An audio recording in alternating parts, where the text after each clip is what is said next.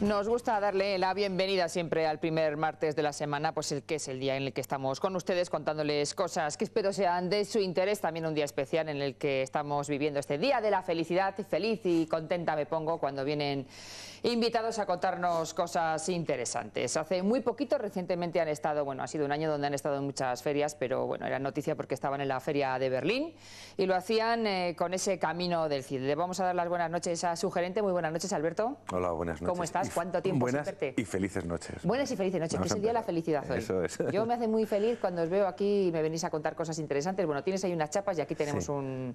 ¿Esto cómo se llama? Salvoconducto. El salvoconducto. Bueno, hablamos contigo siempre de este camino del Cid, ¿no? De estas rutas que tanta alegría os está dando, diferentes ferias, habéis estado en Berlín, también en Londres, en Utrecht. Cuéntanos un poco.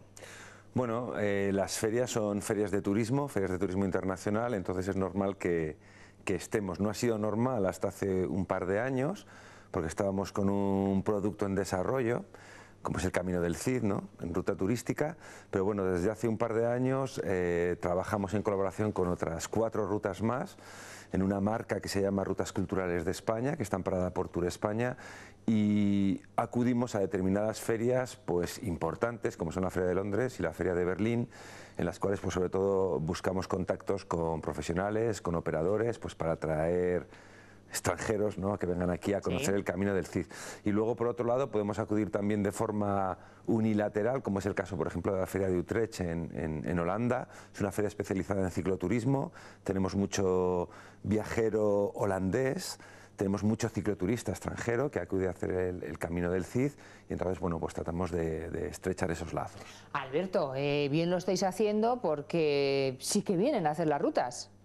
Sí, es uno de los, es nuestra finalidad, ¿no?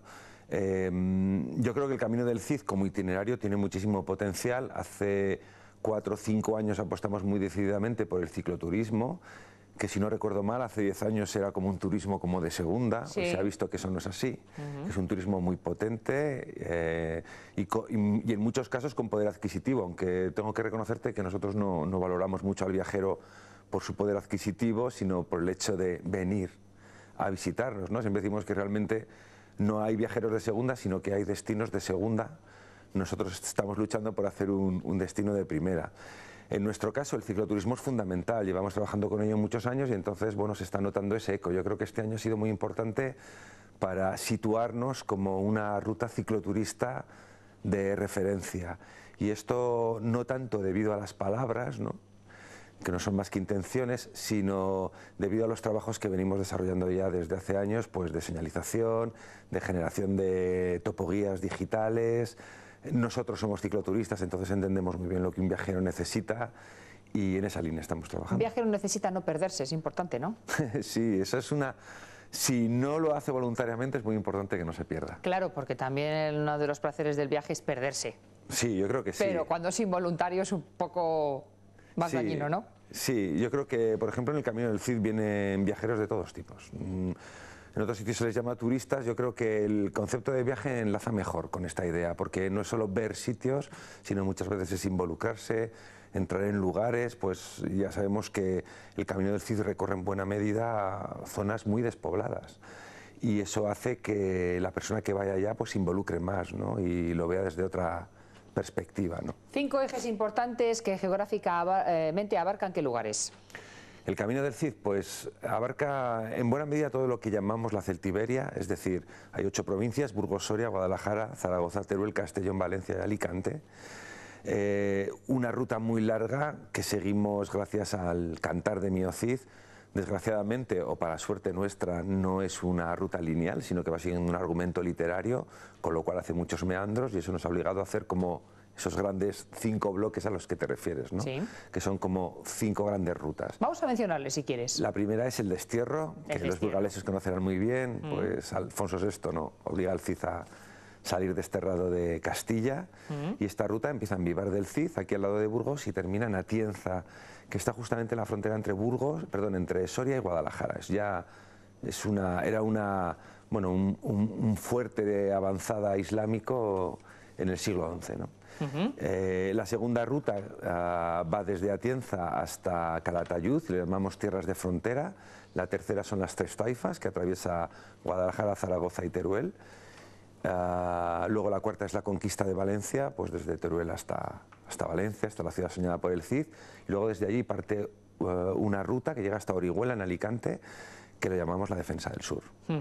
De todas estas rutas, que son 5, de estos 5 ejes principales, ¿cuáles han ido incorporando? ¿Nacieron todos a la vez, de forma simultánea? Pues nacieron todos a la vez. El proyecto del Camino del Cid es un proyecto que nació del pueblo de Vivar y de la Diputación de Burgos, ¿no?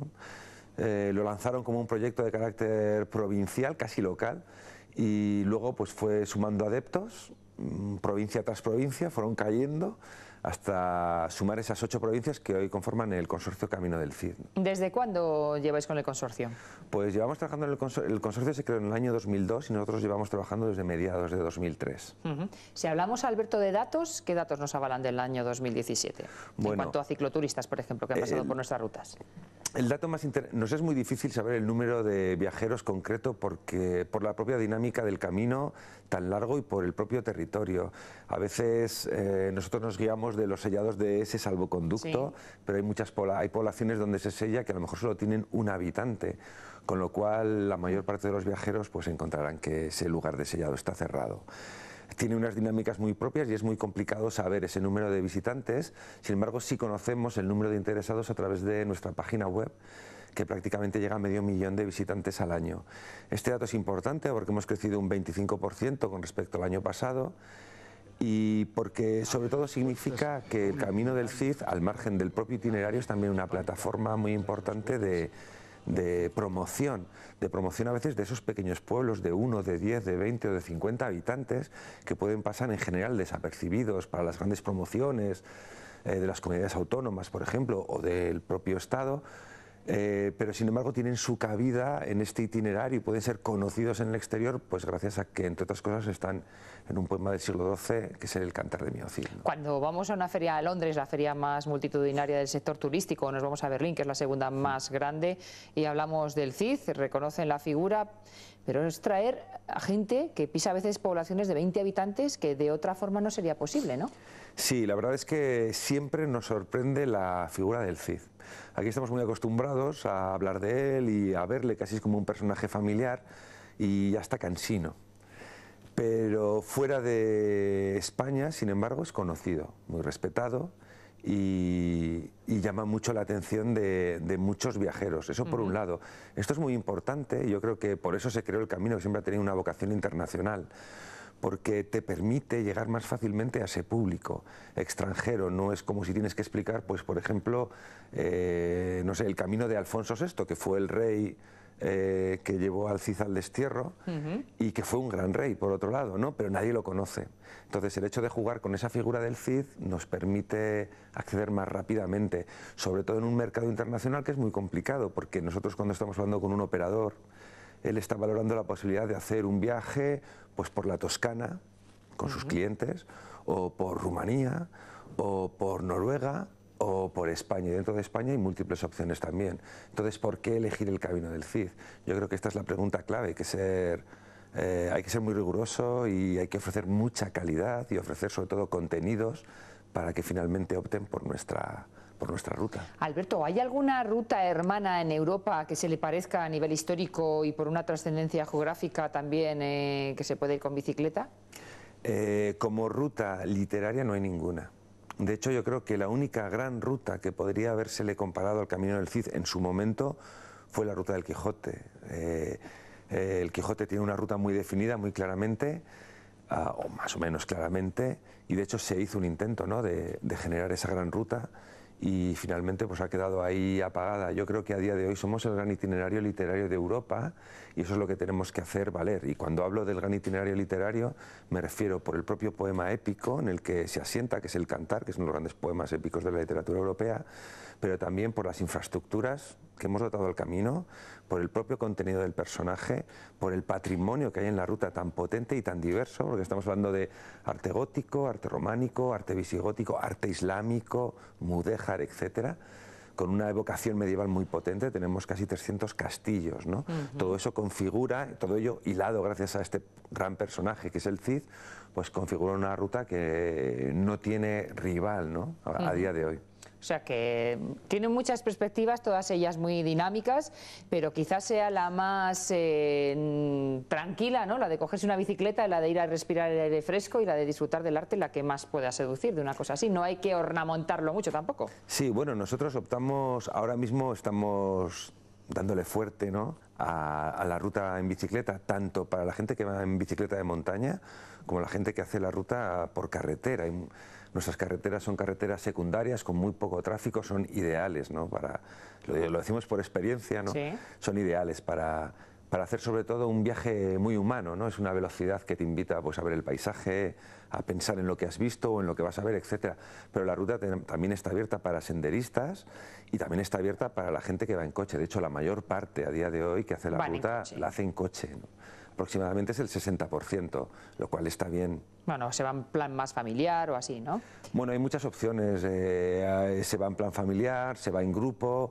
Bueno, hay gente, a veces hay una mezcla, ¿no? Hay gente que va en bicicleta, otros van en furgoneta y lo hacen en coche, esperan a los que van en bici. Yo creo que las dos opciones son muy buenas. Para los extranjeros, por ejemplo, el tema del coche también está muy bien. Se trata de recorrer, pues eso, unas carreteras también con mucho encanto. Es que llegamos a pueblos que en muchos países europeos no son imaginables. ¿Cómo, realmente. por ejemplo? Bueno, podríamos empezar a citar nombres uno a uno, ¿no? Yo creo que empezar la ruta desde Vivar, seguir por Burgos. Lo hay que pensar para un extranjero que venga por primera vez a España, que tenga interés, ¿no?, en este personaje o en la Edad Media en general, pues va a pasar de repente por Burgos, Patrimonios de la Humanidad, una ciudad con todos los servicios, pero muy agradable. Pero luego entras San Pedro de Cardeña, Covarrubias, Santo Domingo de Silos, Caleruega, Peñaranda de Duero. Esto en Burgos. Pasas por Clunia, ciudad romana, y luego pasas por un montón de pueblos pequeñitos con un montón de encanto, iglesias románicas y muchas sorpresas. Todo esto en 50 o 60 kilómetros. O sea, la densidad patrimonial, pero también experiencial, porque la gente va a entrar en un mundo desconocido, en efecto, en contacto, es muy potente. Alberto, ¿el Cid pensaría que su destierro iba a salvar del destierro a otros muchos lugares? Pues no, es muy difícil saber lo que el Cid pensaría. Yo no creo que el camino del Cid sea una panacea para nada, pero pienso que en muchos casos está ayudando a muchos pueblos, pues, a mantener alguna familia, dinamizar un poco más y luego generar muchas sinergias, ¿no? Yo creo que el tema de la población, ¿no?, en el medio rural es un tema mucho más complicado, que no depende de un solo factor. Yo creo que el camino del Cid ayuda. ¿No? Más bien, de la despoblación del mundo rural. Sí, yo creo que el camino del Cid, como muchas otras herramientas, pues ayuda, ¿no?,